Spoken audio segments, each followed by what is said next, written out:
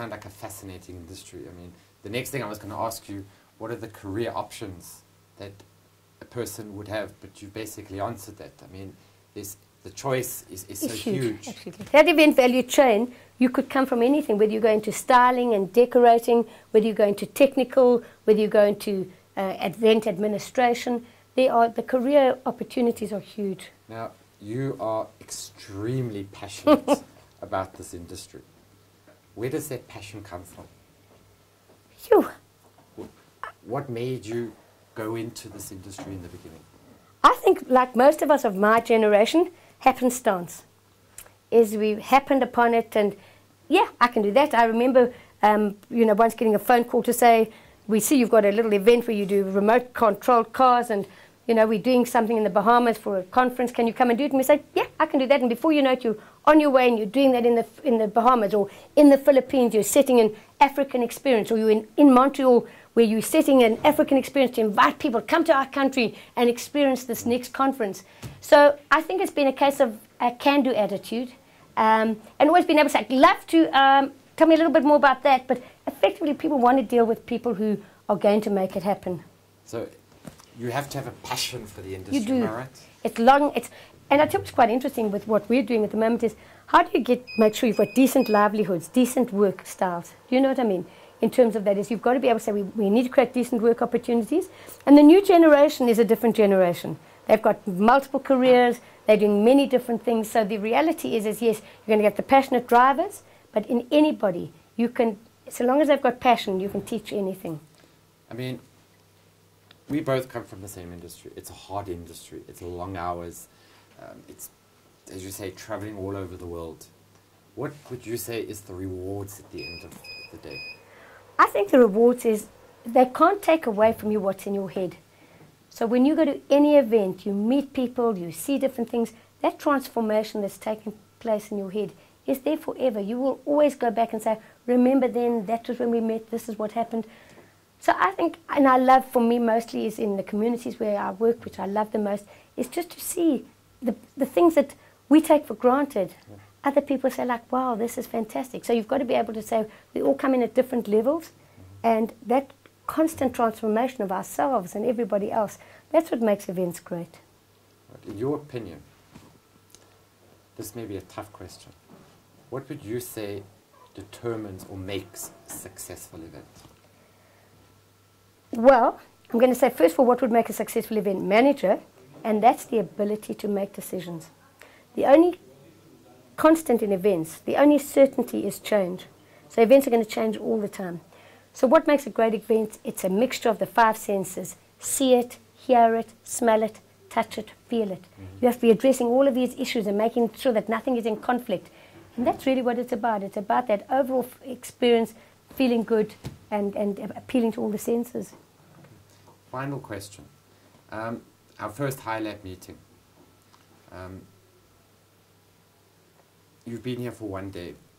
In your opinion, what is your feeling about this HILAB? What do you think the outcomes? Look, it was unbelievable. To sit with people like designers of the hotel, to be able to say, how does that influence the training that happens? To hear these HR directors from these large hotel groups, to be able to hear them talking about what makes them choose particular students. For me, where we're working on a graduate program at the moment in South Africa, it is critical to get this feedback, and we only know when people talk together, and that, as you saw today from the meeting, it sparked further conversation. I talked from my own point of view, what would influence us to select people, and it turned out to many things, that selection process. What is the big dream? Where do people really want to go? What is the expectation? I think on training, which is effectively from the school point of view, is what is the expectation when people come to a institute like yours? What do they expect when they leave? And to be able to say, can you meet that expectation? And obviously from an industry point of view, there's always been complaints that, oh, industries say institutes and the academics are not training what we want. And we're saying, well, bring industry and let them tell you what they want. Well, that's exactly what you've done with HILAB. You've brought together industry people who've given their opinions, and what I loved is the openness about accepting it. There's been no holy cows, etc. It's been beautiful. So I think that it's ready to fly. Fantastic. To finish off, last night at dinner, you kept talking about war stories. Can you give us just 2 or 3 examples of funny war stories from your experience? Do you know, I mean, there's so many, along the way, you know, I used to go to something called the Special Event, which was in America, great show, and they used to have this war stories, and people used to tell their stories. One which I loved most of all was one was where they were going to have this a bird release, and they practiced it in the morning, and then they decided they weren't going to feed the birds because they wanted this beautiful release, and they had the event that night, and as it came to the release, the guy saying, okay, release the birds, and the bird handler opens it, and nothing happens. So you can hear them saying, release the birds. And he says, I'm trying, nothing's happening. Anyway, the birds never were released.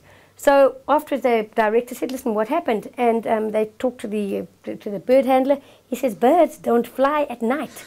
Now the reality there was, you need to test it in the right environment. And I suppose it's with everything. How do you actually make sure that you test it? I mean, the other one I loved was an event where a guy was talking about, he was coming down and they were going to do an award ceremony, and they practiced during the day, and they were singing this, you know, from the lion story. They were talking about, can you feel the love tonight? And he came down singing. And as he got down to the bottom, he saw that the award was in the middle of the table, but it was on a long, narrow table. So he thought, he says, and he sort of decided to land on top of this.